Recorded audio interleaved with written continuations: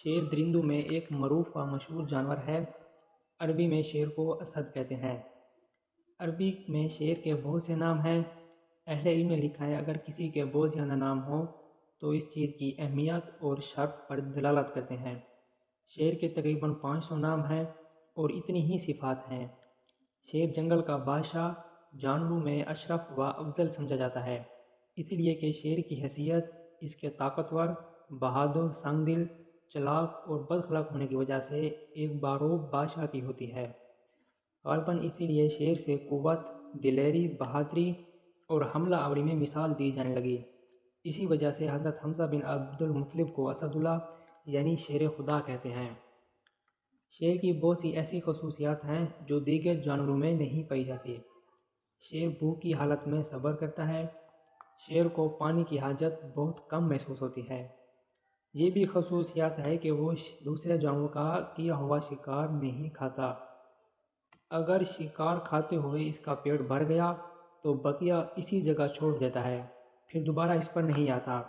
جب اسے شدید بھوک لگتی ہے تو یہ بدخلق ہو جاتا ہے۔ شیر کتے کا جھوٹا پانی کبھی نہیں پیتا۔ شیر کی خصوصیات میں یہ بھی ہے کہ وہ شکار کو بغیر چبائے ہوئے اگلے دانتوں سے نوچ نوچ کر کھاتا ہے۔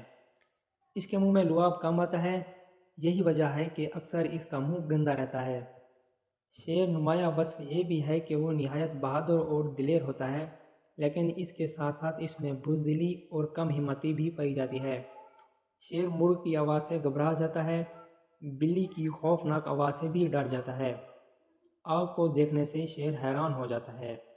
شیر کی گرفت بہت مضبوط ہوتی ہے، وہ کسی درندے سے الفت نہیں رکھتا، اس لیے کہ وہ ان کو اس لائق نہیں سمجھتا کہ وہ درندے اس کے کسی حملے کا جواب دے سکیں۔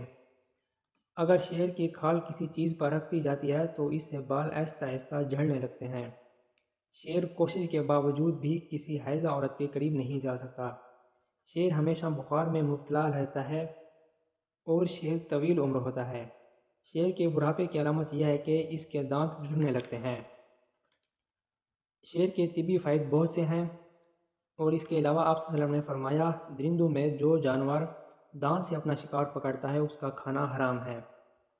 اگر کوئی آدمی اپنے پورے بدن پر شیر کی چربی کی مالش کرے تو اس کے نزدیک کوئی درندہ نہیں آئے گا۔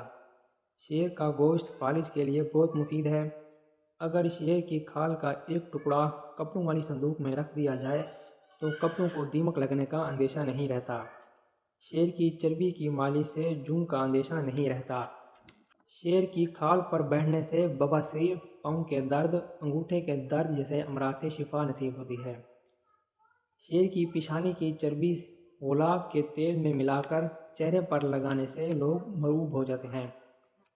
اگر کوئی شیر کو خواب میں دیکھتا ہے تو اس کی مختلف صورتیں ہیں۔ کبھی وہ ظالم و جابر کی شکل میں نظر آتا ہے، کبھی زبردست، بہادر، کبھی خطرناک دشمن، کبھی کامیاب حملہ آور کی تصویر میں نظر آتا ہے۔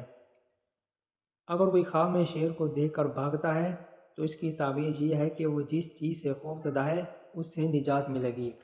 اگر کسی نے دیکھا شیر اس کے سامنے آ گیا پھر وہ اس سے بھاگ رہا ہے تو اس کی تعبیر یہ ہوگی کہ دیکھنے والا دائمی بخار میں مبتلا ہو جائے گا یا قید خانے میں زندگی گزارے گا، کیونکہ بخار مومن کے لیے قید خانہ ہے۔ اگر کسی نے دیکھا کہ وہ شیر کے بال، گوشت یا ہڈی لیے ہوئے ہے تو اس کی تعبیر یہ ہے کہ کسی حاکم یا دشمن سے مالا مال اور دولت ملے گی۔ اگر کسی نے دیکھا کہ وہ شیر پر سوار ہو گیا اور اس سے خوف محسوس کر رہا ہے تو وہ کسی آزمائش میں مبتلا ہوگا، لیکن اگر سوار خواب میں یہ دیکھے کہ وہ شیر پر سوار ہے اور خوف محسوس نہیں کر رہا تو اس کی تعبیر یہ ہوگی کہ دیکھنے والا اپنے دشمن پر غالب آ جائے گا۔